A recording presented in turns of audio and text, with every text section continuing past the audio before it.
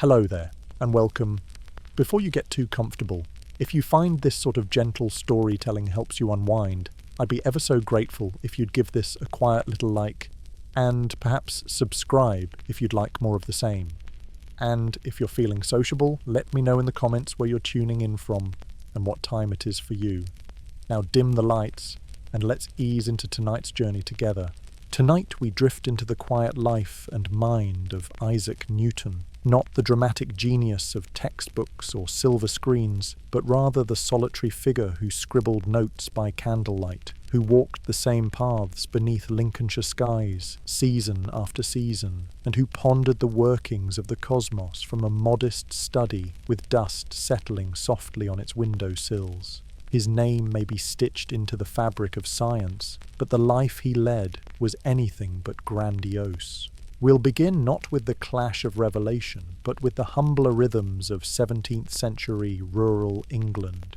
In a sleepy hamlet called Woolsthorpe, nestled amid gently rolling fields and hedgerows, a small manor house bore witness to his birth, premature and fatherless, in the last weeks of 1642, just as winter's hush was falling over the land. His mother, Hannah Ayscough, could not have imagined the reach her infant son's thoughts would one day have, nor how much of his life would be shaped by long hours of quiet thinking and a dogged desire to understand. As we wander together through each chapter of his life, we'll pay more attention to the ordinary details, the worn surfaces of his notebooks, the odd meal he favoured, the silence of his gardens. In so doing, we may better sense the patient labour that went into his discoveries, and the quieter convictions that carried him through times of solitude and strain.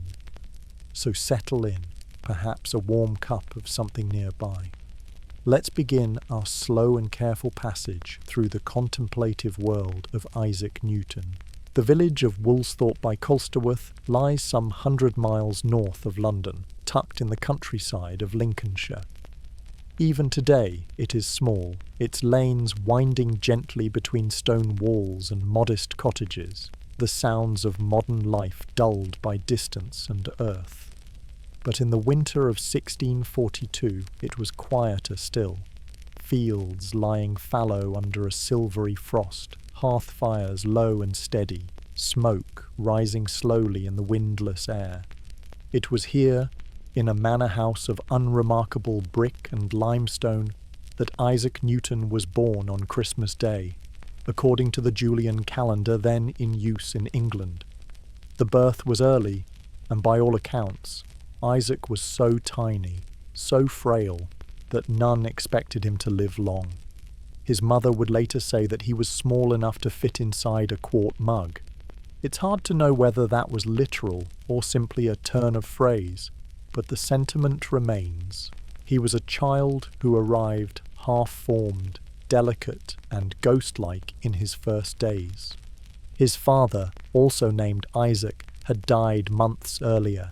A yeoman farmer, modestly prosperous, he left behind land and livestock, but no strong paternal presence.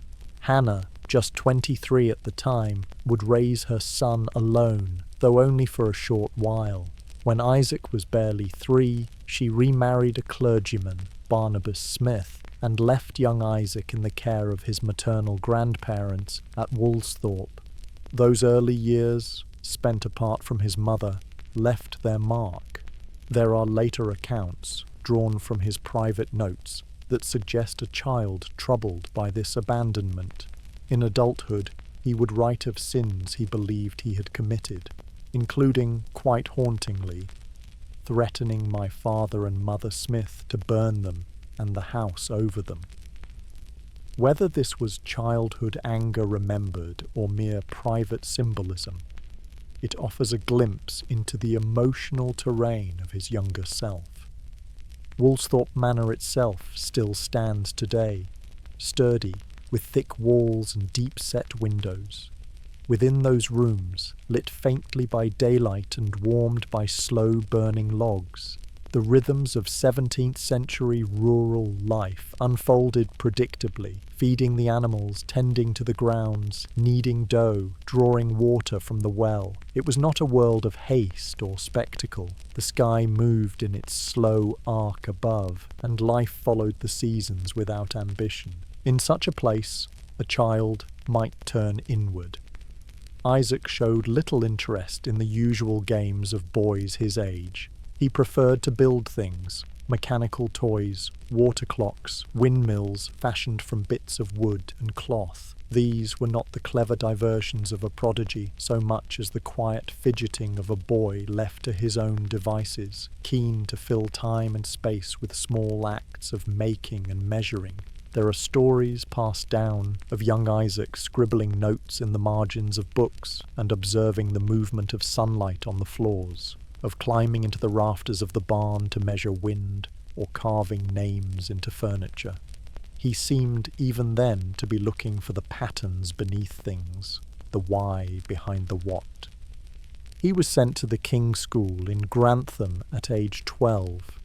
For a time, he boarded with the local apothecary, Mr. Clark, whose shelves of bottles and powders likely stirred his fascination with chemical change. He was no immediate scholar. Early reports describe a boy more interested in drawing or crafting sundials than in Latin or Greek. But he was attentive, and gradually the rigour of education began to draw out a more structured curiosity in him. There is a touch of comfort in the slowness of that transformation. Newton was not swept up into brilliance overnight. His was a mind that unfurled gradually, like a frost-thick window beginning to thaw at the corners. He remained quiet, observant, slightly aloof. Not a boy of laughter, perhaps, but not unfriendly either. He was simply inward. When his stepfather died and his mother returned to Woolsthorpe, Isaac was briefly withdrawn from school so he might learn the management of the family estate. But it did not suit him. He neglected his duties, preferred reading to ploughing, spent hours sketching ideas rather than inspecting livestock. Observing this mismatch, an uncle intervened and persuaded Hannah to allow Isaac to return to his studies and prepare for university. It was a quiet decision, made without ceremony, but it altered the course of Newton's life. And so, in the gently turning wheel of country life, amid the soft fields and quiet evenings of Woolsthorpe, the foundations were laid, not for fame or invention, not yet, but for a kind of persistent observation, a stillness of mind that would, in time, ripple outward into the broader world. By the time Isaac Newton returned to the King's School in Grantham, the quiet rhythms of village life had become familiar to him, each season marked by its own modest rituals, each day divided not by clock but by sun and task. Yet something within him remained restless. The school itself, situated on the main street of the market town, was a modest building of local stone, with leaded windows that softened the light and wooden benches worn smooth by years of use. It was not a place of grandeur, but it held within it the slow discipline of Latin recitation, moral instruction, and the steady turning of pages. At first, Newton was a middling pupil, more likely to be found idly sketching or tinkering with models than poring over his grammar. But slowly, a shift occurred. Perhaps it was the result of loneliness, or perhaps simply the natural consequence of a mind left undisturbed long enough to grow curious on its own. He began to apply himself, not with urgency, but with the quiet determination of someone testing the limits of his own understanding. His boarding arrangement placed him in the household of the local apothecary, Mr. Clark, a man of steady habits and shelves lined with jars and phials. To a boy like Isaac, these must have seemed treasures. There were powders that smoked when stirred, tinctures that changed colour, herbs with names both soothing and strange. In his spare time, he watched carefully. He noted the proportions used in mixtures, the careful way each bottle was handled. Some evenings he would assist, though more often he would observe, pencil in hand, tracing little diagrams of wheels and flasks in the margins of his notebooks. He also began keeping a diary of sorts, not the confessional kind, but one filled with lists, calculations, and odd records. There were notes on wind direction, sketches of sundials he had made, and fragments of poems or moral maxims copied from books.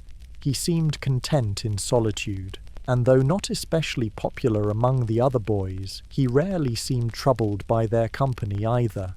In time, they came to respect him in their own way, not for any particular charm, but for his undeniable cleverness. Among his classmates was a boy named Humphrey Babington, whose uncle, Reverend William Ayscough, happened also to be Newton's maternal uncle.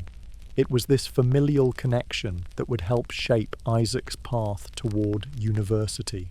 When it became clear that farming held no allure for the boy, and that his interest in study was genuine, his family began to consider Cambridge. Still, there was no hurry.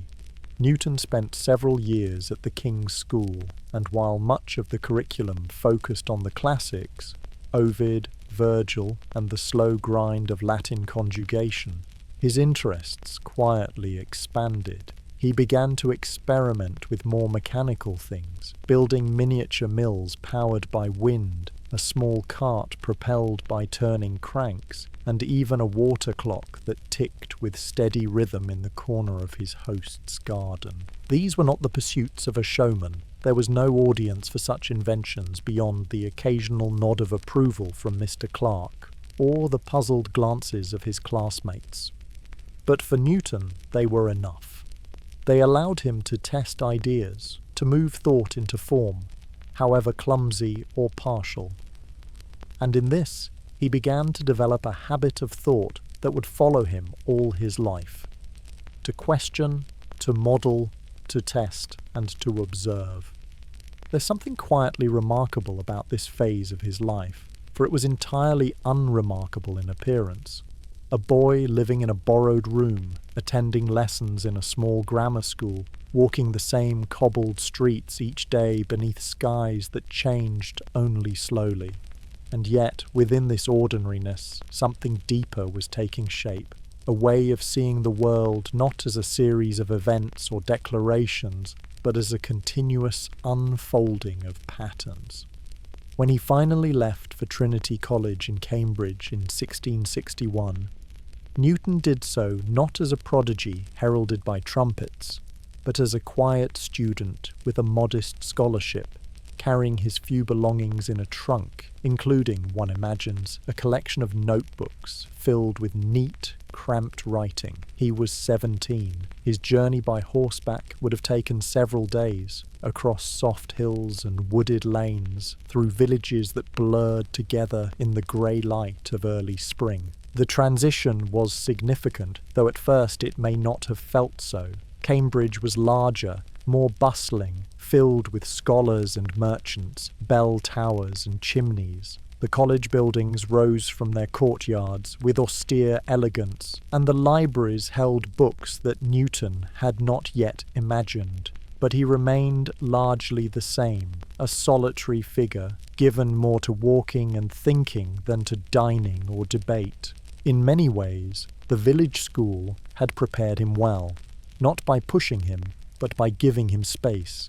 It taught him the patience of structured study, the comfort of repetition, the gentle discipline of self-direction, and perhaps most importantly, it allowed his curiosity to mature in peace. There's a stillness to this chapter in Newton's life that invites reflection. Not every path begins with fire and fanfare. Sometimes it begins with a quiet boy in a small town, building a windmill in his spare time, while the sun sets over hedgerows and the scent of wood smoke drifts slowly through the air. When Isaac Newton entered Trinity College, Cambridge, in the spring of 1661, he did so without ceremony. There were no speeches, no trumpeted welcomes, no sense of occasion that might mark the moment as extraordinary. He was a sizer, a student who performed certain menial duties in exchange for reduced tuition, joining a centuries-old institution where learning proceeded according to well-worn routines. The university's walls were thick with the dust of tradition, and within them Latin echoed softly through cloisters and lecture halls. The buildings of Trinity, with their ivy-laced walls and leaded windows, offered Newton a new rhythm. Here, days were marked not by seasons of planting and harvest, but by the calendar of scholarship. There were chapel services in the morning, lectures in the afternoon, and study well into the night. Meals were taken communally, in long halls, where the scrape of cutlery and the low murmur of voices provided a subtle backdrop to otherwise restrained conversation. Newton kept mostly to himself. He was not known for conviviality, nor did he participate much in the traditional collegiate social life. While other young men discussed politics or poetry or took part in riding and games, Newton was more likely to be found in his room, surrounded by books and diagrams, scribbling quietly by candlelight. His quarters were modest, bare wooden boards underfoot, a small desk, a narrow bed, and a small window that looked out upon a corner of the college green. In the early years of his time at Cambridge, the curriculum remained largely medieval in structure. Students were taught Aristotelian philosophy, logic, rhetoric, and mathematics, grounded more in the ancient traditions than in modern inquiry. But Newton, with his inward patience and restless mind, began to explore beyond these confines. He sought out newer works, texts by Galileo, Kepler, and Descartes, that were not officially prescribed, but which stirred a deeper understanding. These were not easily obtained.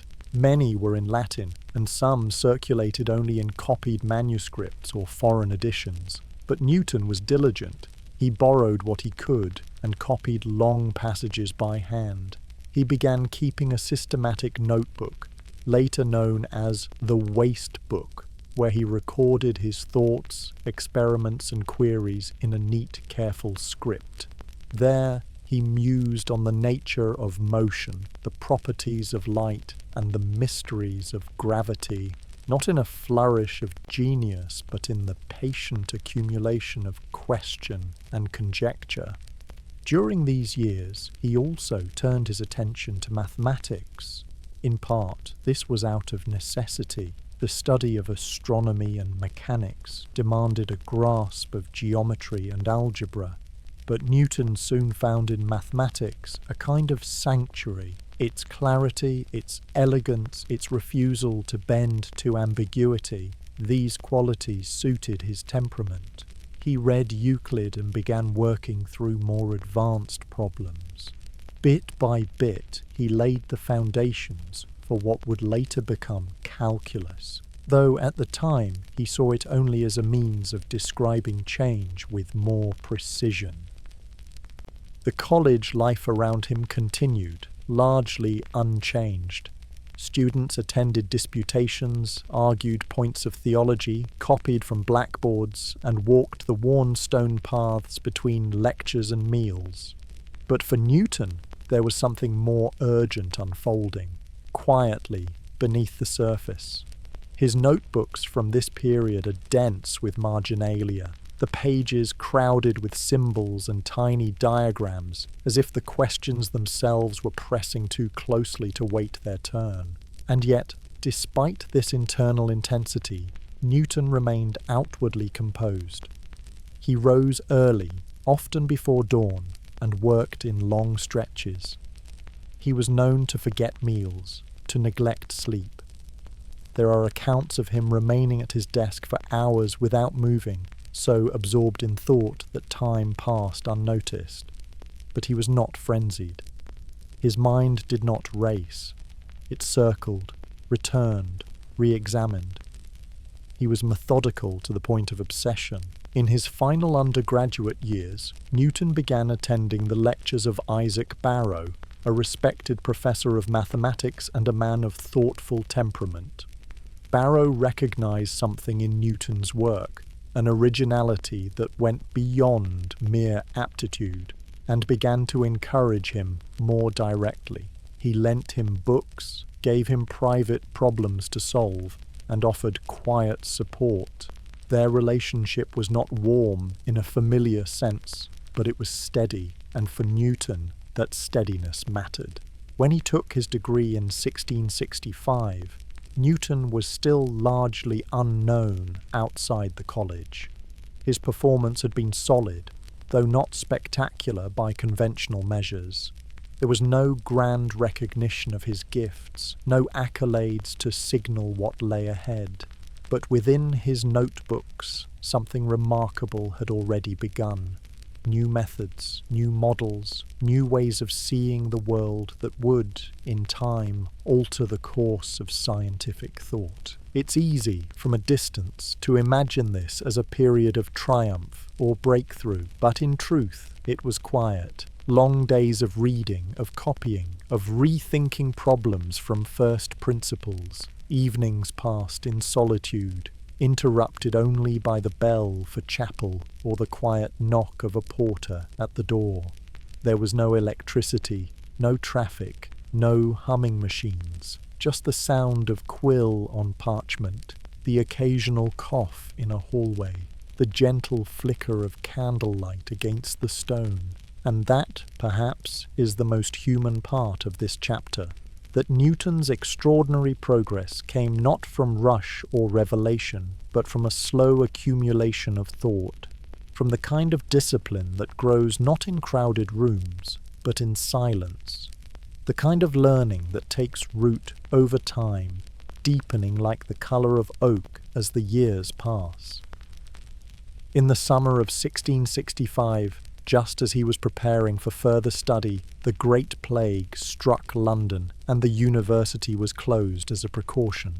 Students were sent home, colleges emptied, and for a time the world fell strangely still. Newton returned to Woolsthorpe, not knowing that the solitude awaiting him there would offer the space for his most significant insights to bloom. When Isaac Newton returned to Woolsthorpe Manor in the summer of 1665, it was not with fanfare or ambition, but under the shadow of plague. The Great Plague had reached London with devastating effect, and though Cambridge lay some distance from the capital, the fear of contagion spread quickly through the colleges. Students were sent home, lectures ceased, the usual routines of academic life were suspended. For Newton, now in his early 20s, it marked an abrupt pause in formal study, but it also marked the beginning of one of the most quietly profound chapters of his life. Woolsthorpe had changed little in his absence. The manor still stood solid against the gentle slopes of the Lincolnshire countryside, its low beams and thick stone walls gathering silence. Beyond its windows, the land moved through its habitual cycle, wheat ripening in the fields, hedgerows thickening with summer growth, the sun lifting slowly over the fens in the pale hours of morning. It was to this familiar landscape that Newton returned, not as a child this time, but as a young man with a mind sharpened by university learning and kindled by deeper questions. The time he would spend here, between 1665 and 1667, is often described as his annus mirabilis, or year of wonders. But that term, though apt in hindsight, does not quite capture the pace of the days as he lived them. There were no sudden epiphanies, no dramatic strokes of genius under apple trees. Instead, there was a kind of patient isolation, long hours spent reading, sketching, calculating, reflecting. The discoveries he made during this time in mathematics, optics, and motion emerged not from bursts of insight, but from the gradual unfolding of thought. His days likely began early. The house would have been quiet at dawn, the kitchen hearth banked with embers from the night before, the garden damp with dew. Newton rose with the light, sometimes before it, and worked at his desk near the window, writing with methodical precision in his notebook, pausing occasionally to stare out over the fields. The sounds of country life continued outside, bird song, the bleat of sheep, the distant clatter of a cart along a stony lane. But indoors there was stillness. It was during these quiet months that Newton began developing his method of fluxions, an early form of calculus. He worked not from published rules, but from instinct and logic, reasoning through the problems of motion and change by applying infinite series and the concept of vanishing quantities. His notes from this period show line after line of careful derivation, often crossed out and revised, as he built a system capable of describing dynamic processes with unprecedented clarity. Equally absorbing was his study of light. In one of his more curious experiments, Newton bored a small hole in the shutters of his darkened room, allowing a beam of sunlight to enter. He then passed this beam through a glass prism, observing how the light split into a spectrum of colours: red, orange, yellow, green, blue, indigo, violet. This alone was not new, but Newton went further. He used a second prism to show that the coloured light could not be split further, demonstrating that white light was not pure, but composed of multiple hues. This simple observation, made in a dim parlour with homemade instruments, would upend centuries of thinking about light, but in the moment it was simply a discovery noted quietly in his papers, to be revisited and refined later.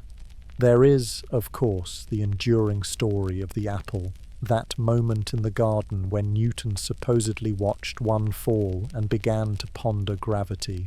It is a tale polished by time, told in many versions. What we know is that Newton did reflect on falling objects during this period, and began to imagine a force that not only pulled apples to the earth, but also kept the moon in orbit around it.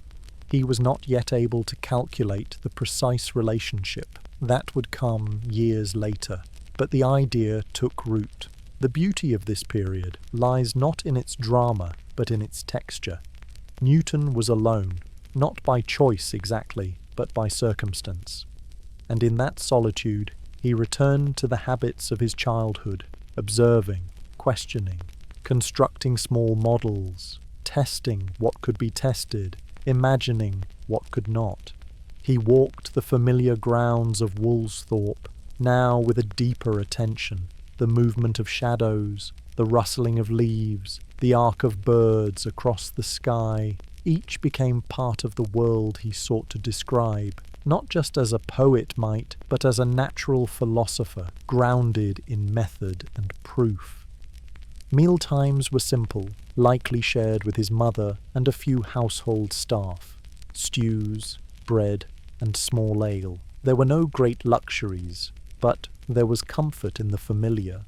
Evenings brought candlelight, the slow dripping of wax, the soft rustle of pages turned. Newton's notebooks grew heavy with thought, mathematical proofs, diagrams of lenses, questions scribbled in the margins.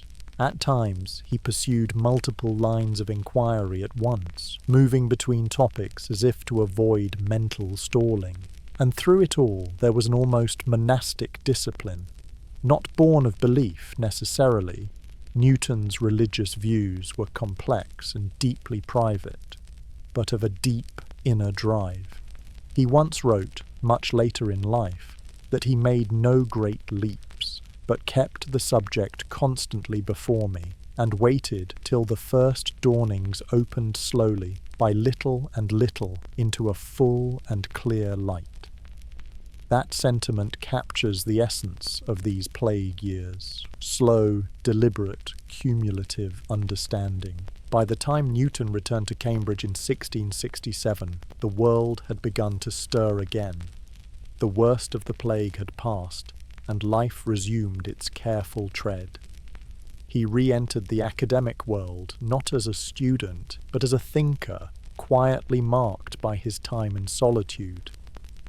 Much of what he had developed at Woolsthorpe would not be published or widely shared for many years, but the core of his intellectual framework was already in place. It is tempting to think of isolation as a kind of absence, yet for Newton it became a presence, a space where the noise of the world fell away and the steady voice of reason could be heard more clearly.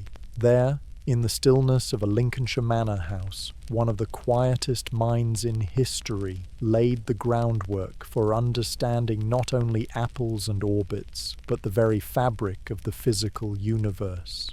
By the time Isaac Newton resumed his academic life in Cambridge, the college walls once again humming with quiet activity, he carried with him not just a trunk of belongings, but a private store of thought amassed during his 2 years of isolation.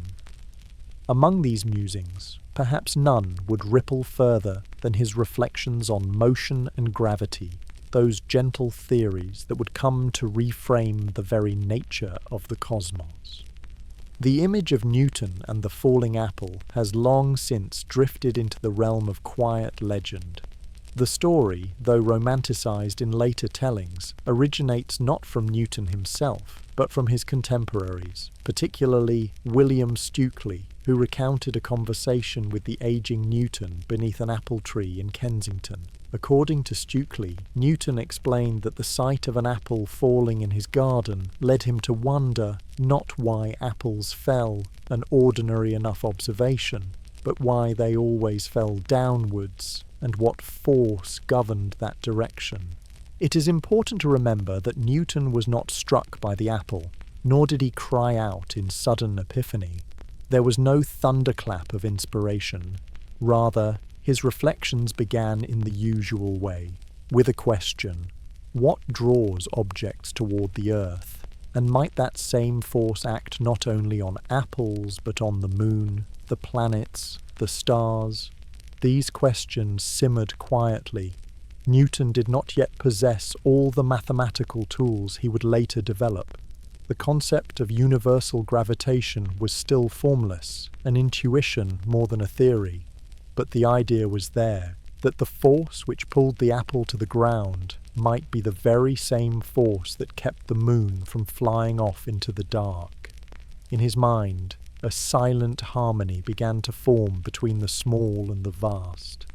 Back in Cambridge, Newton was made a Fellow of Trinity, and later, in 1669, succeeded his former mentor, Isaac Barrow, as Lucasian Professor of Mathematics. It was an appointment made with little fuss, and Newton, in keeping with his nature, accepted it not with ambition, but with quiet diligence. His lectures were often sparsely attended, not because they lacked substance, but because Newton delivered them in a style that was dense, methodical, and unconcerned with presentation. He did not crave an audience. It was in this role that he continued to refine his ideas, returning often to the problems of motion, force, and celestial mechanics. He immersed himself in the geometry of orbits, the balance of centripetal force, and the ratios by which objects accelerated. His notes became more structured, his methods more rigorous. He began applying his earlier mathematical insights, what would become calculus, to problems of physical motion.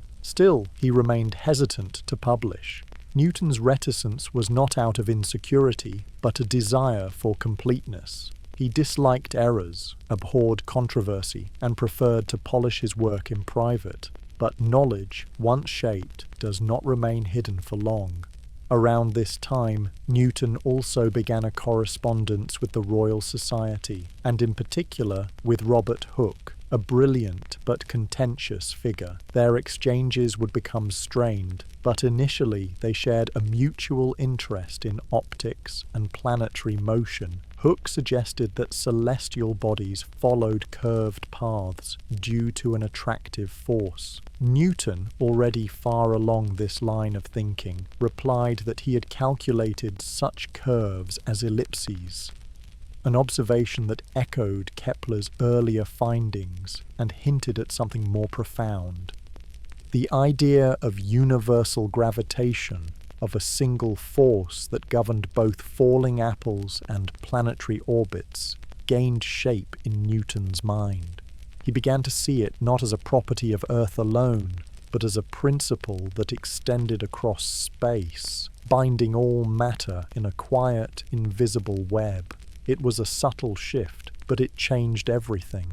No longer were the heavens governed by their own set of rules. The earth and the stars moved alike, held gently by the same hand. Yet Newton still held back. Years would pass before he published these ideas formally, and even then, only after much prompting. In the meantime, he continued his quiet work, sketching diagrams, calculating orbits, comparing observational data with theoretical models. The moon, he reasoned, was in constant fall, forever pulled toward the earth, but kept in motion by its sideways velocity. Gravity, then, was not a push or a pull in the old mechanical sense, but a law woven into the structure of space itself. He also conducted further experiments with pendulums, inclined planes, and falling objects, observing the effects of mass, distance, and time. These were not elaborate setups. Often they involved little more than weights, strings, and careful measurement. But through them, Newton confirmed the consistency of motion and acceleration. He noted how objects fell at the same rate regardless of mass, so long as other factors like air resistance were removed. It was a simple truth, but one with vast implications.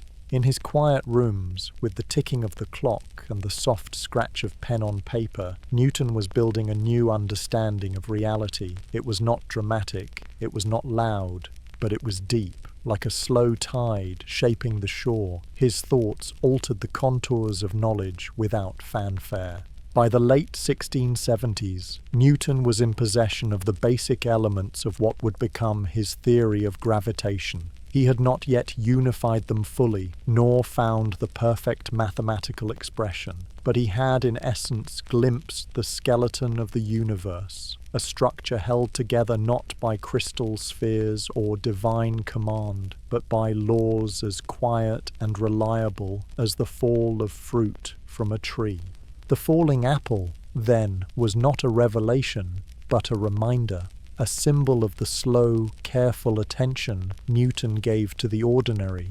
He looked where others glanced. He stayed with a question long after it ceased to entertain. And in that stillness, he found answers that would guide centuries of thought. As the 17th century moved gently toward its close, and as Isaac Newton continued his quiet tenure at Cambridge, a different area of curiosity occupied his attention more completely: the behaviour of light. It was a subject that had intrigued him since his earliest days at Woolsthorpe, when, in the shuttered dimness of his study, he first passed a narrow beam of sunlight through a prism and saw it spill across the floor in bands of vibrant colour. But now, in the calm maturity of his middle years, he returned to it with fresh intention. His interest in light was neither casual nor speculative. It was, as always with Newton, methodical. He questioned not only how light behaved, but what it was. Did it travel in waves, or particles, or something in between? Did it bend, scatter, pass through some bodies and not others? Could it be altered, or split, or combined again? These questions did not lend themselves easily to answers. Yet Newton approached them with the same patience he applied to all things, setting up experiments, recording results, and letting the evidence speak slowly for itself. He had no grand laboratory. Much of his work was carried out in his college rooms, with the windows darkened and small holes made in shutters to admit controlled beams of light. He used prisms, lenses, mirrors, and simple screens. The apparatus was not elaborate, but it was precise. His hands moved carefully. He recorded his procedures in neat handwriting, rarely embellishing his results, always more interested in the clarity of method than the appearance of novelty. It was through such experiments that he confirmed to his satisfaction that white light was not pure, but a mixture. By passing it through a prism, and then recombining the resulting colours through a second prism placed at a certain angle, he showed that the light could return to its original white state. This was not a trick of the glass. It was something intrinsic to light itself, something fundamental. He also noted how different colours refracted at slightly different angles, suggesting that each had its own nature, its own bending power, as he put it. From this, he concluded that colour was not a product of materials or surfaces, as many believed, but an inherent quality of light. It was a bold claim at the time, and not without controversy. Indeed, when Newton first shared his findings with the Royal Society in the early 1670s, they were met with a mixture of admiration and challenge. His work was precise, but his conclusions defied certain prevailing assumptions. Robert Hooke, who had conducted his own experiments in optics, was sceptical. Their ensuing correspondence, pointed, defensive, occasionally barbed, only deepened Newton's reluctance to engage publicly. He disliked debate and recoiled from the friction of opinion. He withdrew for a time, choosing silence over quarrel. But the work continued. He turned his attention to improving the telescope, then still in its infancy. The traditional refracting telescope suffered from chromatic aberration, a blurring of colours caused by the bending of light through glass lenses. Newton reasoned that this could be avoided by using mirrors instead of lenses, and he set about constructing a reflecting telescope of his own design. It was small, no longer than a forearm, but remarkably effective. When he presented it to the Royal Society in 1671, it was received with great interest, and he was elected a Fellow shortly thereafter. Still, years passed before he would publish his full thoughts on optics. It was not until 1704, nearly 4 decades after his first experiments, that he released his major work, Optics. By then, Newton was in his early 60s, a well-respected figure, more publicly engaged, but no less private in his habits. The book was written in English rather than Latin, a gesture that widened its reach, but did not dilute its complexity. It was both a summary of past findings and an invitation to future inquiry. Optics is not a narrative, it is a series of experiments, observations, and queries, carefully ordered but open-ended. Newton did not claim finality. Instead, he presented his results with characteristic modesty, offering them not as declarations, but as steps in a process. The book explores reflection, refraction, diffraction, and the behavior of color. It considers not only what light does, but what it might be. Newton favored a corpuscular theory, suggesting that light consisted of tiny particles, but he allowed room for further refinement, acknowledging the strangeness of its behavior. There is a quiet beauty in the structure of optics. It moves like Newton's mind, deliberate, steady, attentive to detail. The pages are filled not with grand claims, but with patient measurements, angles, distances, durations. The language is plain, the tone even. It is not designed to dazzle, but to endure. The reception was largely positive, though some debate continued.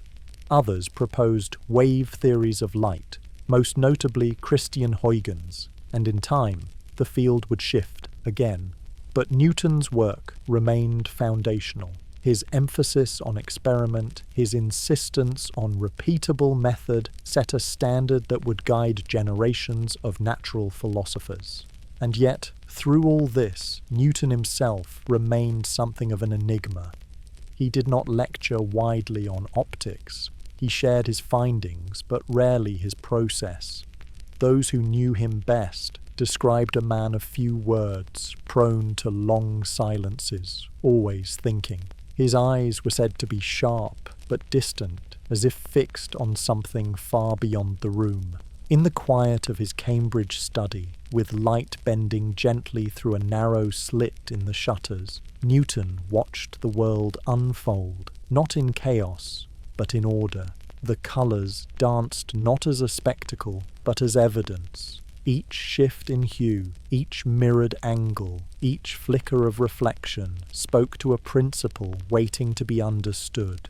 And so he listened, not to voices, but to light. And in that listening, he heard something few others had ever heard. The quiet laws that govern the visible, made plain not through drama, but through disciplined attention. In the year 1684, as the city of London hummed with the subdued rhythms of post-Restoration life, and the Royal Society continued its cautious experiments and learned debates, Isaac Newton sat quietly in his Cambridge quarters, a sheaf of papers before him, his pen tracing slow, deliberate lines across the page. For many years now, his ideas on motion and gravitation had lived mostly in his notebooks and thoughts, turning slowly like distant planets, precise but unseen. But now, spurred by the gentle insistence of a colleague, these ideas began to coalesce into a form that others might eventually read. That colleague was Edmund Halley, a younger man, affable and inquisitive, best known today for the comet that bears his name. In the summer of 1684, Halley visited Newton to ask a question that had puzzled many. What kind of curve would a planet trace if it were subject to a force that pulled it toward the sun, with intensity decreasing in proportion to the square of the distance? Newton, characteristically modest and a little reticent, replied that he had already solved it, an ellipse, and that he had the proof somewhere among his papers. Halley was astonished. Encouraged, he urged Newton to write down his reasoning and share it more broadly. Slowly, over the next 2 years, the work took shape, not in a frenzy, but in quiet accumulation. Newton returned to his early notes, reworked his arguments, checked and rechecked each derivation. The writing proceeded in long, solitary stretches, punctuated by careful correspondence and the occasional walk among the college courtyards. The result, finally published in 1687 with Halley's support and at his expense, was Philosophia Naturalis Principia Mathematica, often referred to simply as the Principia. The title itself is modest, even austere, the mathematical principles of natural philosophy. Yet within its dense Latin text lay a vision of the universe that would shape the course of science for centuries. The Principia is not light reading. It offers no narrative, no illustrations of wonder or awe. Instead, it begins with a small set of definitions and 3 laws of motion, stated plainly and without embellishment. These laws, now so familiar as to seem almost obvious, were, at the time, revolutionary in their clarity and generality. The first law declared that an object at rest remains at rest, and an object in motion continues in straight-line motion unless acted upon by a force. The second law introduced the relationship between force, mass, and acceleration. The third law, the now famous "to every action there is an equal and opposite reaction," completed the triad. From these simple beginnings, Newton proceeded to derive, with relentless precision, the behavior of bodies under the influence of forces. He applied his laws to falling objects, to pendulums, to projectiles, and, most significantly, to celestial bodies. He showed that Kepler's laws of planetary motion, observed empirically decades earlier, could be explained by a universal law of gravitation, that every particle of matter attracts every other with a force proportional to the product of their masses, and inversely proportional to the square of the distance between them. It was a quiet unification, profound in its simplicity. The same law that described an apple falling from a tree also described the orbit of the moon, the motion of the planets, the tides of the sea. There was no longer a division between earthly physics and heavenly motion. All was governed by the same gentle order. Newton's style in the Principia is reserved, even severe. He preferred geometric proofs to the newer calculus. Though the calculus had been his own invention, he chose not to use it explicitly, in part to avoid controversy. His diagrams are sparse, his prose is clear but formal. Yet beneath the austere presentation lies a vision of a universe governed not by whim or mystery, but by law, silent, omnipresent, elegant. The work was not immediately embraced by all. It was dense, difficult, and at times abstract. But over the years, its influence grew. Mathematicians and astronomers across Europe began to adopt its methods, to test its predictions, to apply its principles. The Principia became not just a book, but a foundation, a quiet turning point in the history of thought. And Newton, ever the solitary scholar, remained much as he had always been. He did not travel widely, did not lecture with flourish, did not court acclaim. He continued his studies, tended his correspondence, and walked the gravel paths of Trinity College with hands clasped behind his back, eyes fixed ahead. Visitors described him as courteous but distant, deeply absorbed in thought. He had little taste for idle talk and preferred the company of equations. Yet the world around him was changing. The Royal Society had begun to grow in stature. London's intellectual circles were expanding. Natural philosophy, once the domain of curious gentlemen, was becoming a more systematic endeavour. And in this changing world, Newton's Principia stood as a quiet monument to the power of method and reason. There is something deeply calming in its pages, not in their content alone, but in their tone. They do not rush, they do not shout. They proceed with the steadiness of a pendulum, the calm inevitability of the seasons. They suggest a universe in which everything has its place, its motion, its cause. And perhaps in some quiet part of him, Newton found comfort in that. The child who had once been left behind at Woolsthorpe, the student who had watched sunbeams split through glass, the thinker who had walked the garden alone, all had found, through slow, persistent effort, a kind of order in the heavens. In the latter part of his life, Isaac Newton stepped away from the cloisters and courts of Cambridge to take up a role quite different from his scholarly pursuits. It was not a professorship, nor a position of philosophical influence, but a practical post in the service of the Crown, Warden of the Royal Mint.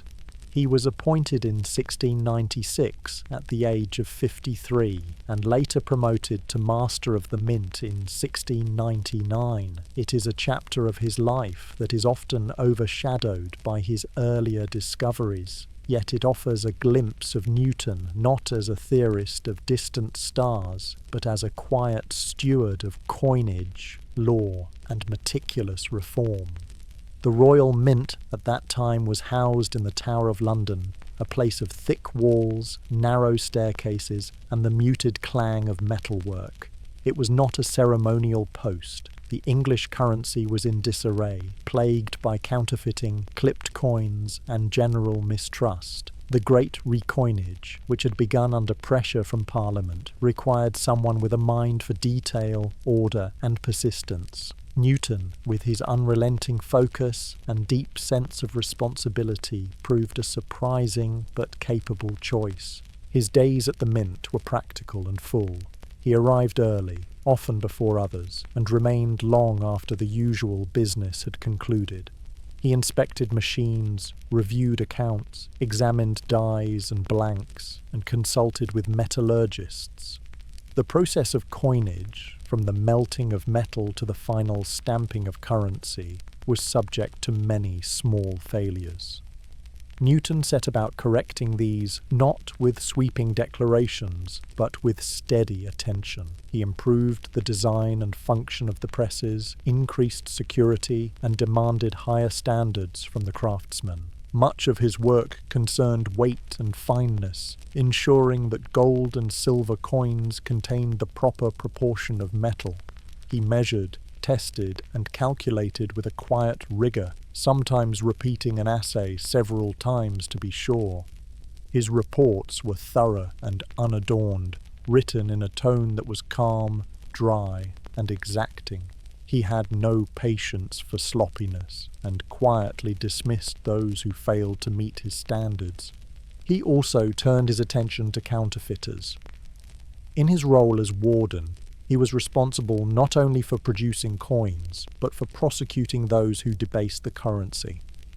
Newton approached this duty with the same methodical intensity he applied to mathematics. He gathered evidence, conducted interviews, cross-referenced witness statements, and personally oversaw the prosecution of several well-known offenders. One such figure was William Challoner, a clever and persistent counterfeiter who had eluded capture for years. Newton pursued him with quiet determination, collecting testimony, verifying signatures, and exposing inconsistencies in his claims.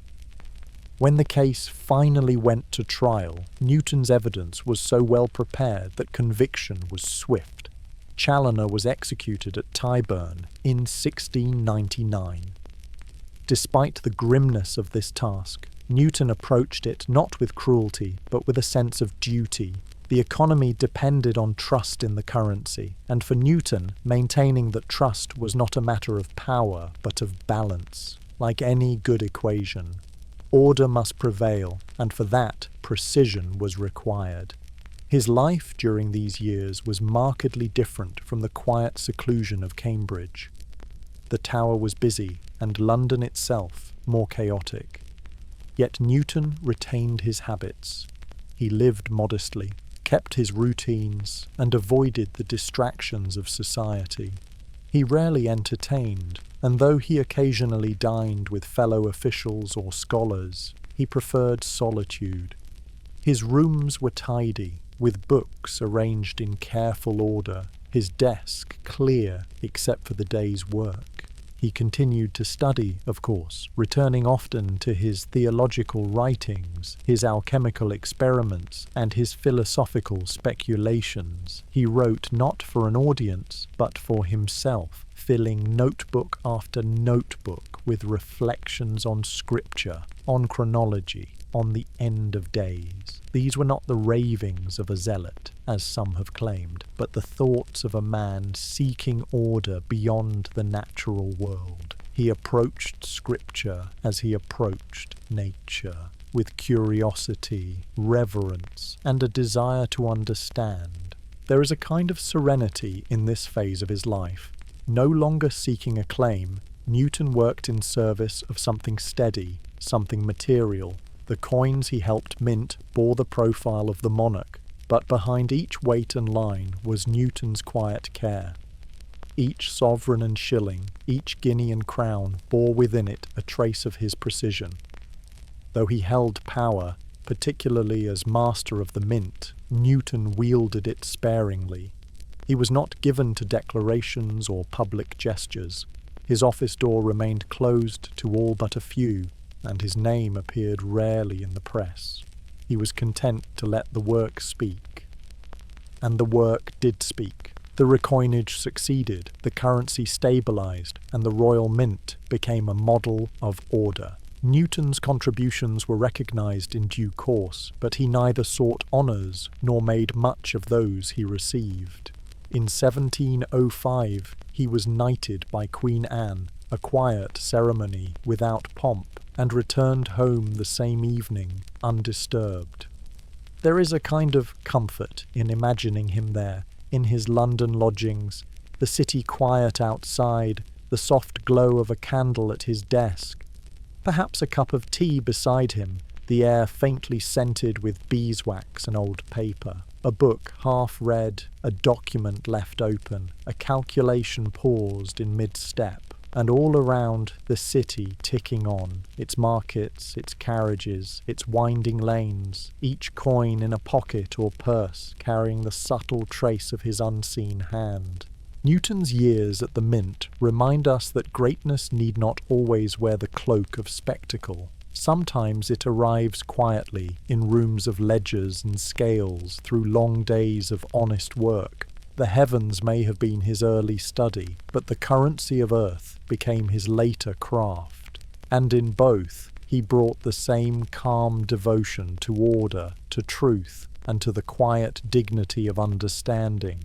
In the soft half-light of Newton's later years, one might be tempted to imagine a scholar who had transcended ambition, who, having brought clarity to the motion of planets and the nature of light, had settled into contemplative peace. But human nature is rarely so tidy, and Newton, though gifted with extraordinary insight, was not without his share of tension, pride, and quiet struggle. His conflicts were not dramatic in the theatrical sense, but they lingered in correspondence, in unspoken slights, in cautious alliances and long silences. They were the quarrels of a deeply private man, reluctant to expose his thoughts, and yet deeply affected when they were challenged. The most well-known of these intellectual disputes was with the German philosopher and mathematician Gottfried Wilhelm Leibniz. Their disagreement centered on the invention of calculus, a method each had developed independently, though in different styles and notation.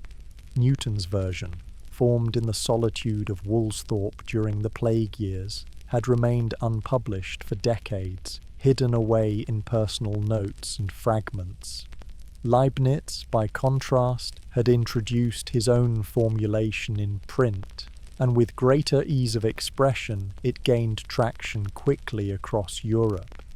At first there was mutual respect, but as the method's significance grew, so too did the question of precedence. Supporters on both sides began to weigh in, some politely, others with more pointed accusations. Newton did not initiate the controversy, but once drawn into it, he defended his position with quiet intensity. Though he disliked public debate, he also disliked being misunderstood, and in this matter he felt himself wronged.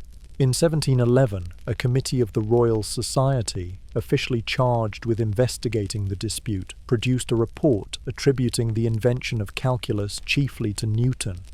But the report, though unsigned, was largely drafted by Newton himself, a fact known to many at the time.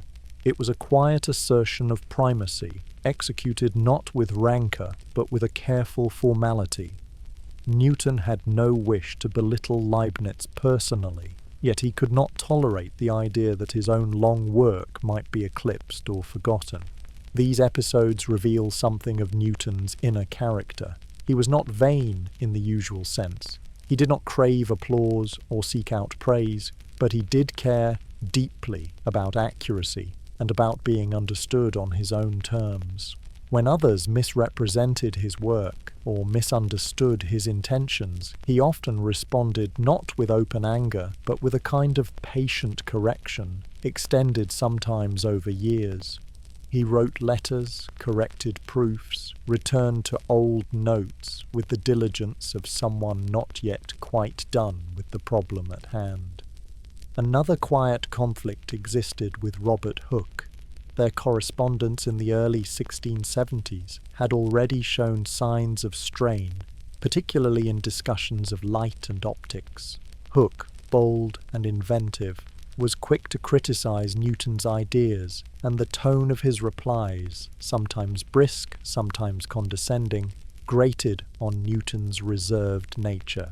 When Hooke died in 1703, Newton was elected President of the Royal Society. He held the position for the remaining 24 years of his life and used it to reshape the institution in subtle but lasting ways. During his presidency, Newton oversaw the publication of many important scientific works. He presided over meetings with calm authority, often letting others speak before offering his own thoughts. Yet it was clear that the society now bore more distinctly his imprint. His style, methodical, deliberate, focused on clarity and proof, set the tone. The Royal Society's archives during this time reflect Newton's careful hand in matters both grand and minute, from approving papers to managing correspondence with scholars across Europe. There is also the matter of his theological writings, an area of thought that brought him into quiet tension, not with individuals, but with orthodoxy itself. Newton studied scripture with great seriousness, yet his conclusions often diverged from established doctrine. He questioned the Trinity, rejected certain church practices, and composed extensive private treatises on biblical prophecy and chronology. These writings were not shared widely during his lifetime. Newton knew the risks of theological dissent, particularly for someone of his public standing, and so he kept these thoughts largely to himself. His notebooks are filled with references to ancient texts, comparisons of historical timelines, careful efforts to reconcile reason and faith. He approached religion not with mysticism, but with the same analytical clarity he applied to physics. It was not a matter of belief alone, but of structure, of patterns to be discerned beneath the surface of Scripture. Throughout these quiet conflicts, mathematical, institutional, theological, Newton remained much the same in manner. He dressed plainly, he spoke softly. He was courteous but reserved, kind but rarely warm. He maintained few close friendships, though he valued loyalty. His daily habits were consistent, almost monastic in their restraint. He rose early, worked for long stretches without interruption, and spent his evenings reading or walking. There were occasional social obligations, dinners with fellow fellows, meetings with dignitaries, the occasional reception, but Newton approached these with formality rather than enthusiasm. He preferred the company of his books, his instruments, and the long silence of a problem not yet fully solved. And yet within this solitude, he was not unhappy. There was contentment in the work itself. He did not live for recognition, though he received it. He did not seek conflict, though it found him. He remained steady in his thinking, slow to speak, and slower still to forget a slight. Perhaps in the quiet margins of his life, Newton found a balance between pride and peace. He did not trumpet his achievements, nor did he relinquish them. He carried them with the same care he gave to coins and stars and falling apples, each a part of a greater order, each deserving of understanding. In the latter half of Isaac Newton's long life, as his formal publications tapered and his duties at the Royal Mint found their rhythm, much of his intellectual activity shifted into the quieter channels of letters and correspondence. Though he remained wary of public scrutiny and did not rush to print, Newton was far from idle. He maintained a steady flow of communication with scholars, officials, and curious minds throughout Britain and across Europe. His thoughts conveyed not by voice or speech, but in neat handwriting, folded sheets, and wax-sealed envelopes delivered at a pace as measured as Newton himself. These letters, scattered now across archives and libraries, offer a window into the more nuanced rhythms of his daily mind. They were rarely emotional, never hurried, and only occasionally personal. Most were responses to queries, clarifications of earlier work, or careful statements of principle and method. He wrote in a tone that was courteous and restrained, never seeking to charm, but always aiming to inform with precision. To colleagues in mathematics and natural philosophy, Newton's letters were often technical. He shared observations about comets, refractions, and proportions. He compared notes on recent publications, sometimes offering praise, more often corrections. There was little small talk. Each sentence served a purpose. And yet, within that economy of words, one senses the ongoing labour of a mind still deeply engaged, not just with what he had already done, but with what remained unanswered. He received letters, too, from younger scholars seeking guidance or approval, and from practical men looking to apply his theories to navigation, architecture, or timekeeping. Newton answered these with a quiet generosity, offering his time and attention without ceremony. He did not scold or patronize. He simply set out his reasoning, step by step, as if laying stones for someone else to follow. In particular, he maintained a steady correspondence with astronomers and instrument makers. The movements of comets, the accuracy of telescopes, the calibration of timepieces, all these matters found their way into his post bag. He did not always answer promptly. Sometimes weeks or months would pass, but eventually a reply would come, carefully worded, often accompanied by diagrams or excerpts from his own notes. Some of his letters were devoted to defending his earlier work, particularly in the wake of disputes with Leibniz and Hooke. These defences were not passionate, but meticulous. Newton would restate his methods, refer to dated manuscripts, and point out inconsistencies in his opponent's arguments. It was not about winning an argument, but about preserving the integrity of the ideas he had spent a lifetime shaping.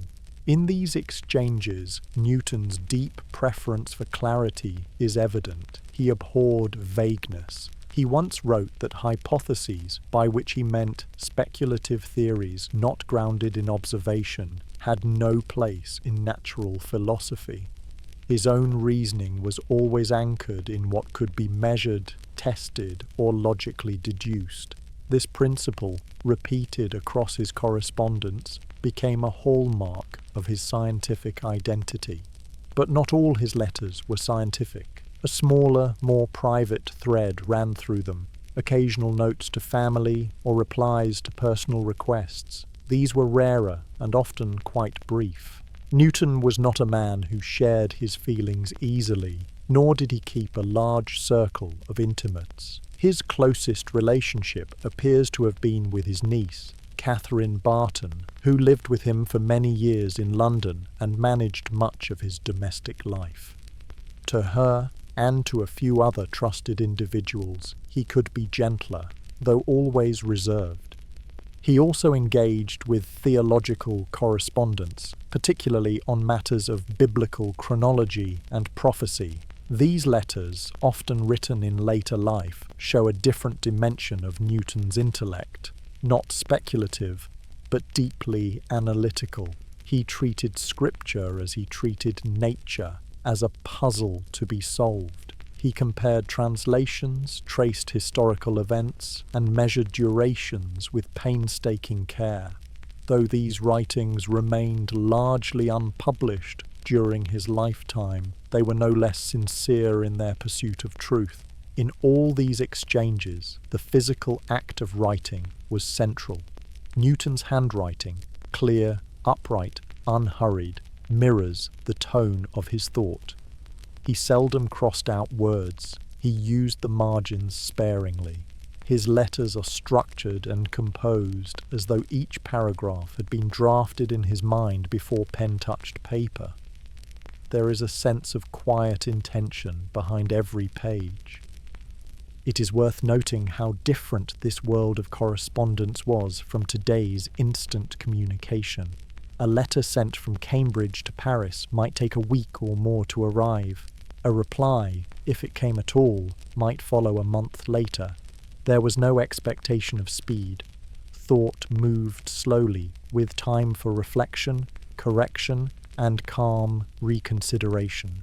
And Newton, with his preference for measured thought, seemed well suited to this pace.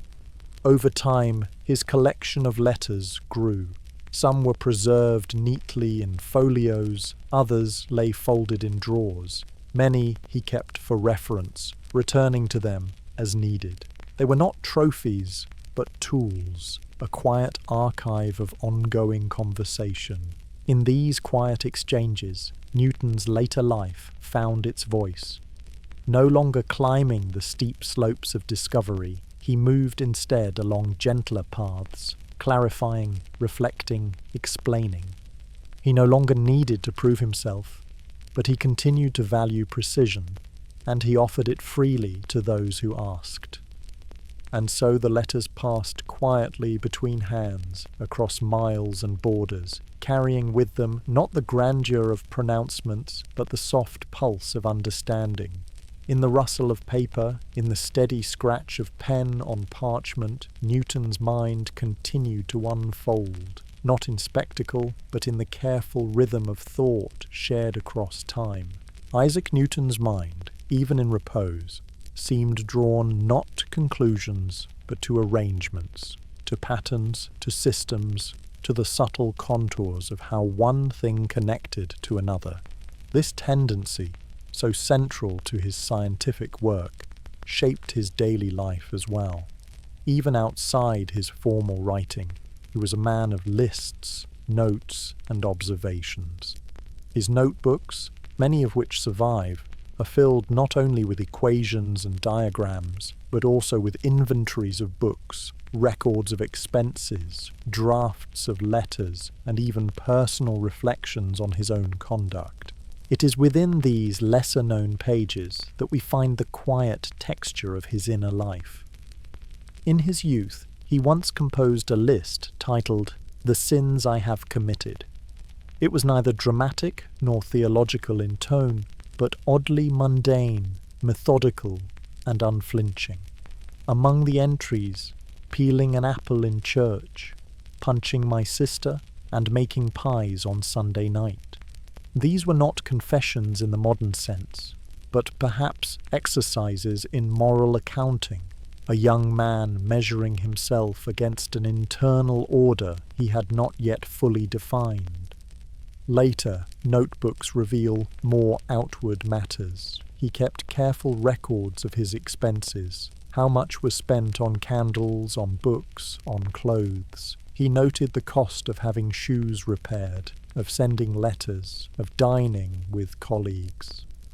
Nothing was too small to record. These entries are brief and factual, but they show a mind attuned to measurement, to the quiet accumulation of detail. He also compiled reading lists, sometimes for the coming term, other times more aspirational. His interests ranged broadly: geometry, mechanics, alchemy, theology, history, ancient languages. Books were the scaffolding of his thought, and he treated them with care. He often annotated the margins in fine handwriting, underlining phrases, noting contradictions, cross-referencing sources. His personal library, which grew steadily over the years, became a map of his intellectual travels. Dense, varied, and carefully navigated. Among his many papers are also found outlines of planned works that were never published, a treatise on optics in English, a fuller chronology of the ancient world, a synthesis of natural philosophy and theology. He seemed always to be gathering, preparing, arranging, though seldom in haste, and rarely to his own satisfaction. Some projects were returned to again and again over the course of decades, added to quietly, left unfinished not out of forgetfulness, but perhaps because the process of refinement itself was what interested him most. In the quiet hours between formal obligations, Newton observed the world in ways both abstract and minute. He noted the movement of shadows in his study, the change of light at dusk, the pattern of frost on window panes. He recorded the dates of eclipses, the blossoming of trees, the arrival of certain birds in spring.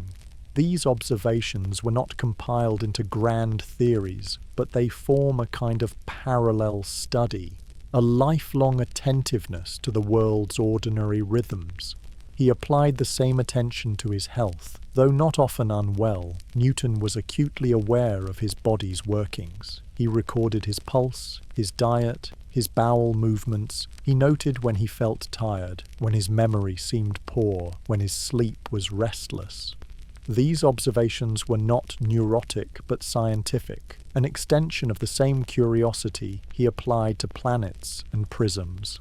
The body, too, was a mechanism to be understood. His daily life followed a predictable rhythm. He rose early, usually before dawn, and spent the first hours in reading or writing. Breakfast was modest. The rest of the morning was often given to correspondence or minor business. The afternoon might involve walking, further study, or quiet experimentation. He rarely entertained guests and preferred simple meals taken alone or with a small household staff. Evenings were spent in quiet reflection, often by candlelight. He went to bed early, though he occasionally rose in the night to record a thought. His surroundings reflected his habits. His rooms, whether at Trinity or in London, were orderly but not ornate. A few chairs, a desk, shelves of books, a stove or fireplace, a window with a steady source of light. There was no decoration for its own sake. Everything served a purpose.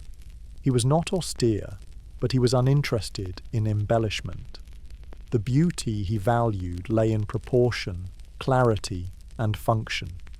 Newton also kept notebooks of experiments, some scientific, others more esoteric. His alchemical work, which remained private during his lifetime, involved long lists of substances, heating times, observations of colour and residue. These experiments, often dismissed today, were conducted with the same rigour as his work in mechanics. He was searching not for gold, but for principles, for the hidden order of matter, for the quiet transformation of one substance into another. Even in his theological studies, the lists continue. He tabulated kings, timelines, verses. He mapped out genealogies, correlated biblical events with secular histories, noted the number of days between various festivals. His faith was not performative, it was contemplative, rigorous, and deeply personal. He did not write sermons, he wrote tables. And perhaps most telling of all are his annotations in the margins of books he read. These are not the notes of a casual reader. They are arguments, agreements, corrections. He read actively, in dialogue with the text. He underlined what mattered, wrote NB beside passages to revisit, drew small diagrams to clarify a point. A book, for Newton, was not an object, but a process, a place where thought unfolded and returned upon itself. All of this, these lists, these notes, these quiet observations, speak to a way of being in the world that was not driven by events, but by attention. Newton's life, so often summarized in a few grand theories, was in fact composed of thousands of small acts of noticing. He did not seek brilliance, he sought understanding, and he found it not in revelation, but in the quiet weight of recorded thought. In the quieter final decades of Isaac Newton's life, once his great treatises had been written, his official duties firmly established, and the public controversies mostly settled, his days took on a domestic rhythm, a kind of gentle, self-regulated order that mirrored his love of precision in thought. Though still living in the midst of a bustling city and maintaining a position of influence at the Royal Mint and the Royal Society, Newton's personal world narrowed to the familiar routines of home, garden, and solitary reflection. He lived for many years at a house in St. Martin's Street, near Leicester Fields in London. a modest but comfortable dwelling with several rooms set aside for study, a well-used kitchen, and a small garden at the rear. His niece, Catherine Barton, whom he had raised almost like a daughter, managed the household with quiet efficiency. She took care of visitors, arranged for meals, and kept the house in good order, allowing Newton to focus on his books and papers without distraction. His daily schedule was, by all accounts, consistent and careful. He rose early, often before first light, and preferred to dress simply, a black coat, white cravat, and modest shoes. Though a knight and public figure, Newton had little interest in finery. His clothing was always neat, but never ornate, reflecting a lifelong preference for function over display. Mornings were spent in reading and correspondence. He would often sit for hours at his desk, responding to letters or copying notes into fresh folios. He wrote in a hand that remained steady well into old age, with letters evenly spaced and lines carefully aligned. A candle or oil lamp might still be lit nearby, not out of necessity but perhaps out of habit, a small pool of light in the early dimness. His breakfast was simple. Bread, perhaps a piece of fruit, a little tea. He was not a man of large appetite. Indeed, those who knew him remarked that he sometimes forgot to eat altogether, so absorbed could he become in a line of thought. Catherine or a servant would remind him gently, and he would take a few quiet bites before returning to his work. In the afternoons, if weather permitted, Newton liked to take a walk. He would step out alone, usually without a hat, and move at a steady pace through the streets, or more often within the small garden behind the house. The garden was not elaborate, just a patch of earth with a few shrubs, perhaps a bench, a few flowering plants in season, but it provided space, air, and the comfort of routine. Newton would walk slowly, hands clasped behind his back, head slightly bowed, as if still thinking through theorems even among the hedges. Sometimes he would pause, pick up a stone, or examine a leaf. He was not one to admire nature in a poetic sense, but he noticed things: the shape of veins in a leaf, the shifting angle of sunlight, the movement of insects. There was a gentleness to his gaze, a curiosity not forced but enduring. He did not speak to himself or gesticulate. He simply observed, quietly gathering impressions. His interactions with others were limited but polite. Visitors were received occasionally, often other scholars or fellows of the Royal Society. They would come for a cup of tea, a conversation about recent papers, or a quiet stroll in the garden. Newton was courteous, though not especially warm. He listened more than he spoke, and when he did offer opinions, they were carefully considered, rarely spontaneous. His tone remained calm, measured, and unhurried. Evenings brought a return to books. By candlelight, he would read theology, history, or classical literature. He rarely read fiction, preferring texts with structure and purpose. He made notes as he read, filling small slips of paper with observations, cross-references, and questions. He often returned to scripture, not for comfort, but for study. His theological views remained complex and unorthodox, and he continued to refine his understanding of biblical chronology late into life.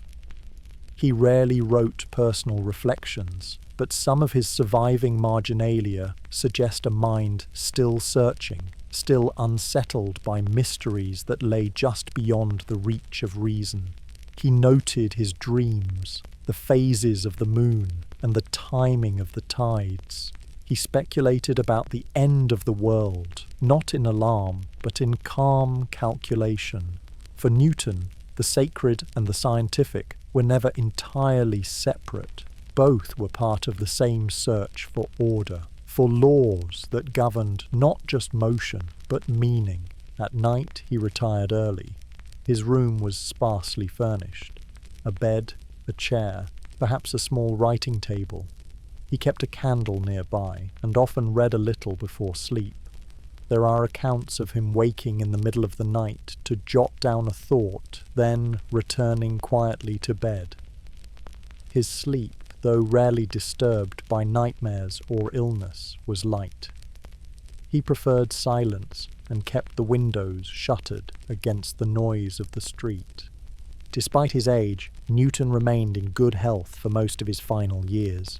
He moved slowly, but without pain. His eyesight, while not as sharp as in youth, was sufficient for reading. He kept his teeth longer than many of his contemporaries, and retained a clear mind well into his 80s. Those who met him in these years often remarked on his composure. He spoke softly, chose his words with care, and radiated a kind of quiet authority. But even in this domestic phase, he remained at work. He revised editions of his earlier books, helped manage the affairs of the Royal Society, and responded to requests for comment on new scientific developments. He was not driven by ambition, but by duty, a desire to leave things in order, to finish what could be finished, and to correct what might still be misunderstood. His household moved gently around him. Catherine, always attentive, shielded him from unnecessary demands. The servants respected his privacy. The garden grew and faded with the seasons. And Newton, now an old man, walked among the falling leaves as he once had among the manuscripts of his youth, gathering, observing, reflecting. There is something deeply human in these final routines. No longer a prodigy, nor a controversialist, nor a rising scholar, just a man living out his days in a house with creaking floors, a garden with thinning trees, and a life still measured in quiet acts of thought. The same mind that had once traced the paths of planets now traced the quiet movement of time itself, not with fear, but with a kind of reverent curiosity. In the final years of his long and measured life, Isaac Newton withdrew still further from the public world, relocating to a quieter residence in Kensington, then a small but growing village just west of the city of London. By now, the roar of the capital was distant enough to be softened into a gentle murmur, and the pace of his days slowed to an almost complete stillness. He was in his 80s, a venerable figure by the standards of his time, though never quite one to embrace the role of elder statesman. Instead, he remained as he had always been, reserved, watchful, precise. The house in Kensington was comfortable, though not large. It stood on a modest plot, with a neat path leading from the road and a walled garden behind. The rooms were bright in the afternoon, and Newton kept his desk near a window, where the light was kindest for reading. The furnishings were simple: a chair or two, a writing table, a narrow bed. His books, though now fewer in number, were carefully arranged. A few instruments, a small telescope, some lenses, a prism, remained within reach, though he rarely used them now. He was attended by a few household staff, and as ever by his niece Catherine, who had grown older alongside him. Her presence brought him comfort, though they spoke little of emotional matters. Their companionship was one of mutual respect and shared quiet, a pattern long established and rarely altered. She saw to his meals, his visitors, and the many small needs that arise in the care of the elderly. Newton no longer conducted experiments, and his pen moved more slowly across the page. Yet he continued to read scripture, philosophy, and the occasional scientific treatise sent to him by younger men who still looked to him as a living link to the origins of their discipline. He replied when he could, his handwriting more laboured now, the ink a little fainter. His tone, however, remained the same, measured, exacting, without indulgence. Physically, he bore the signs of age. He walked more slowly and with the assistance of a cane. His hearing had diminished slightly, and his eyesight had grown cloudy, though not completely lost. He suffered occasional pains in his joints and found sleep more elusive. Still, he resisted the attentions of physicians, preferring to endure minor ailments with the same stoicism he applied to life's larger challenges. Visitors came from time to time, young scientists, foreign dignitaries, and members of the Royal Society. They were received in a modest parlour, offered tea or small biscuits, and permitted to ask questions. Newton would respond carefully, often pausing for long intervals before speaking. His answers were rarely sweeping or speculative. Instead, he would recall a particular calculation, or mention a passage from scripture, or refer to a note he had written decades earlier. He did not tell stories, he clarified. He seldom spoke of his own achievements and never boasted. When asked how he had arrived at his discoveries, he once replied, "By always thinking unto them." It was a phrase that captured his essence, a lifetime not of flashes and sparks, but of quiet persistence. To think unto a problem, to carry it in the mind like a stone in the pocket, to turn it over until its edges softened, this was Newton's way. He took daily walks when weather permitted. The streets of Kensington were still bordered by hedgerows, and the lanes were not yet thick with houses. He would walk slowly, sometimes pausing to observe the sky or to study the branching of a tree. He was known to the neighbours, though not well. Children saw him as a quiet figure, always alone, always deep in thought. He never discouraged them, but neither did he engage. His solitude was not a wall, but a boundary, a line drawn gently between self and world. In the evenings, he sat by the hearth with a shawl over his shoulders, reading by candlelight or simply listening to the sounds of the house settling around him. The wind at the windows, the crackle of the fire, the creak of floorboards, these were the sounds that accompanied his final contemplations. He wrote fewer letters now, but still made notes in the margins of books, still marked his thoughts with small symbols and abbreviations, as if some internal catalogue continued to be kept in order. He spoke on occasion of time, not as a poet might, but as a philosopher.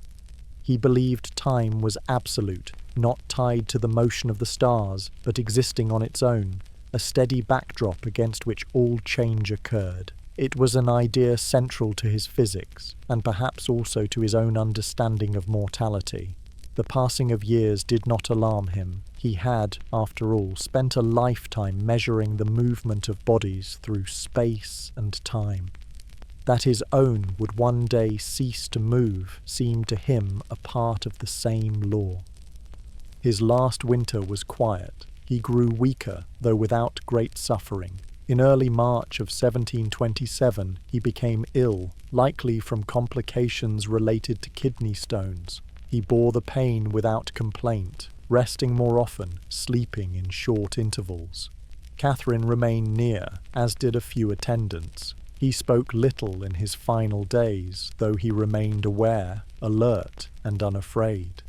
On the night of the 20th of March, 1727, as snow lay quietly along the hedges and rooftops of Kensington, Isaac Newton passed away in his sleep. There was no final declaration, no dramatic gesture, just the stilling of a life that had moved gently and steadily for more than 8 decades. News of his death spread quickly, and tributes poured in from across Europe.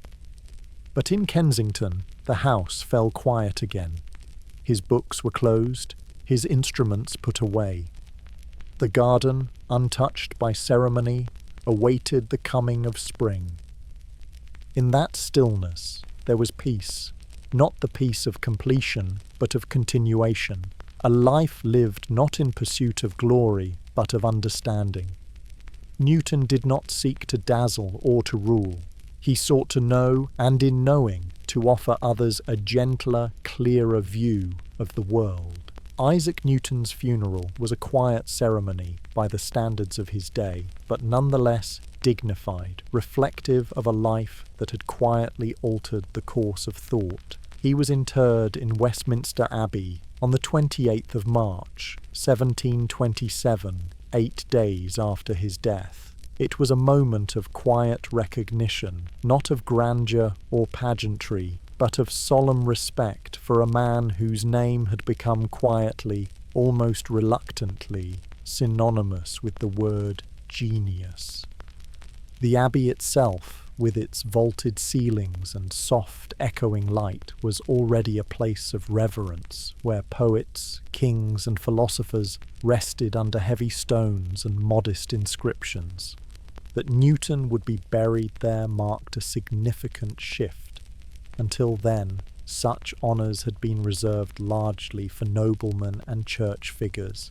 His interment signalled something new, a recognition that reason and observation, too, had earned a place among the nation's cherished legacies. The coffin was borne by pallbearers chosen from among the nobility. The service, though simple, was attended by members of the Royal Society, scholars and statesmen. There were no great orations, no long tributes, just a quiet procession beneath the abbey's ancient arches, the sound of footsteps softened by stone, the air filled with the faint scent of candle wax and old wood.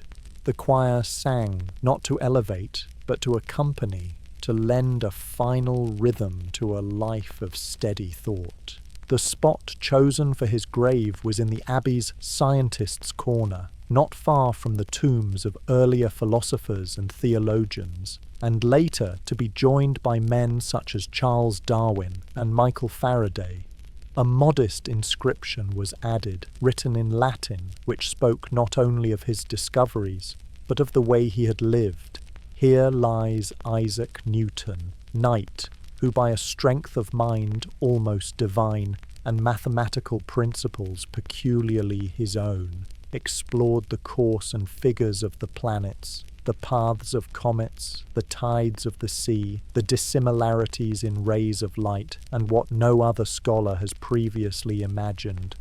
It was a long inscription, but even it could not capture all.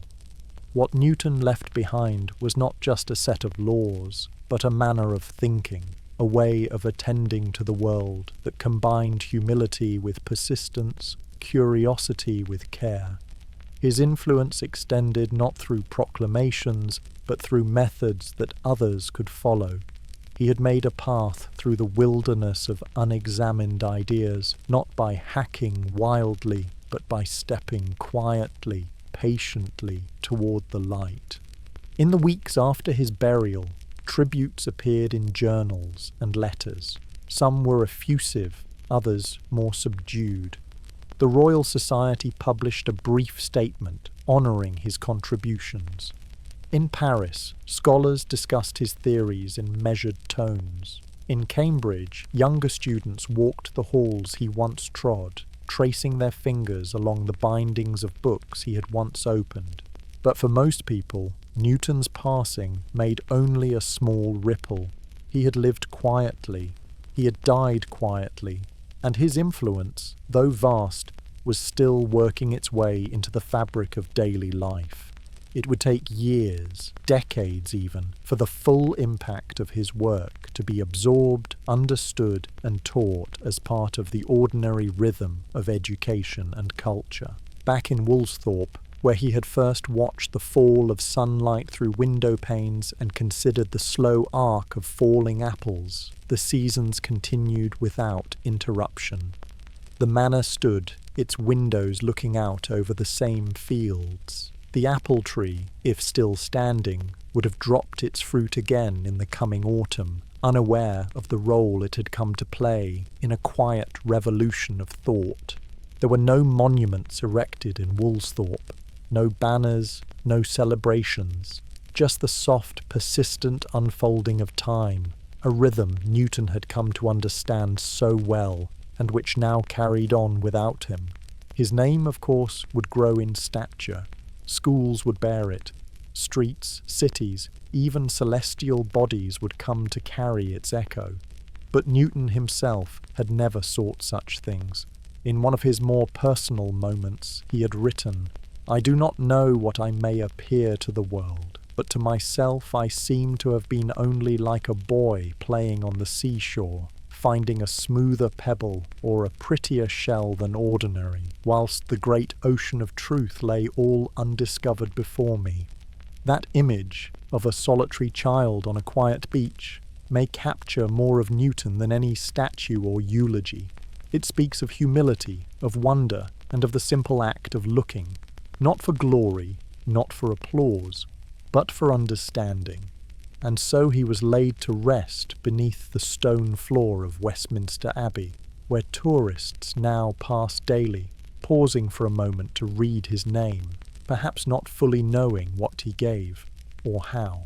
They walk on, the light shifting gently above, the Abbey's air still cool with centuries of breath and thought, and Newton remains there, undisturbed, not gone, but woven into the slow, persistent rhythm of the world he helped to describe, a world of orbits, of tides, of light and shadow, unfolding still beneath the quiet laws he once brought gently into view. The influence of Isaac Newton did not vanish with his passing, nor did it arrive in sudden waves of posthumous adulation. Rather, like his own manner of working, it extended quietly, slowly filtering into the disciplines of science, philosophy, and the broader thought life of the Enlightenment. His legacy, though often rendered in headlines and honours, truly lived in the subtler shifts of how people began to see the world, not as a place governed by whim or hidden purpose, but by law, consistency, and quiet order. Long before the modern era of laboratories and peer-reviewed journals, Newton had demonstrated that careful thought, patient measurement, and a preference for evidence over speculation could yield not just knowledge, but understanding. His tools were simple: quills, prisms, lenses, and time. And yet, through them, he traced out patterns that reached far beyond the walls of his Cambridge rooms or the confines of Woolsthorpe's garden. In the years following his death, Newton's influence grew not through myth alone, but through use. His Principia, once dense and intimidating to all but the most trained minds, was translated and taught across Europe. The laws of motion became the backbone of classical mechanics, taught in lecture halls and scrawled across chalkboards. Engineers began to apply his formulas to the design of bridges, machines, and ships. Astronomers refined their models using his gravitational theory. Mathematicians carried forward his ideas in calculus, refining, expanding, but never quite erasing his original fingerprints. And yet, beyond the equations and diagrams, there remained something deeper, a manner of mind. Newton had not simply solved problems, he had taught others how to sit with a question, how to watch the world without rushing toward answers, and how to trust in the slow, cumulative unfolding of reasoned thought. His caution, often mistaken for secrecy or pride, was in fact a kind of reverence for truth, for the process of discovery, and for the quiet discipline required to meet nature on its own terms. Generations of scientists would speak of standing on the shoulders of giants, a phrase Newton himself once used, perhaps with more humility than is often assumed. He knew well that his insights had been shaped by those before him, by Euclid, Kepler, Galileo, and Descartes. He did not claim finality, but rather offered his work as a scaffolding upon which others might build. The philosophical implications of his work were no less significant. Newton's universe, rational, ordered, and intelligible, became a kind of model for Enlightenment thinking. The idea that reason could unlock the secrets of the cosmos encouraged not just scientific progress, but changes in politics, education, and society. The Newtonian model offered a hopeful proposition: that with care, humility, and effort, human beings might come to understand the world and perhaps even improve it. Yet even as his reputation grew, Newton remained, in memory, a reserved and somewhat solitary figure. There were biographies, portraits, and lectures in his honour, but none quite captured the quiet humanity of the man himself. His fame was undeniable, but his personality resisted dramatization. He had no dramatic flair, no impassioned speeches, no public feuds conducted in the open square. He was a man of drafts and diagrams, of margins filled with corrections, of quiet walks and unopened doors. In the centuries since, historians have revisited his work with varying interpretations. Some have painted him as a cold rationalist, others as a mystic deeply absorbed in alchemy and scriptural prophecy. Both views contain elements of truth, but neither fully explains the depth of his character. Newton was, above all, a mind in balance, curious but cautious, brilliant but grounded, exacting but unassuming. He did not crave admiration, though he surely felt the sting of misattribution. He did not pursue influence, though it inevitably followed.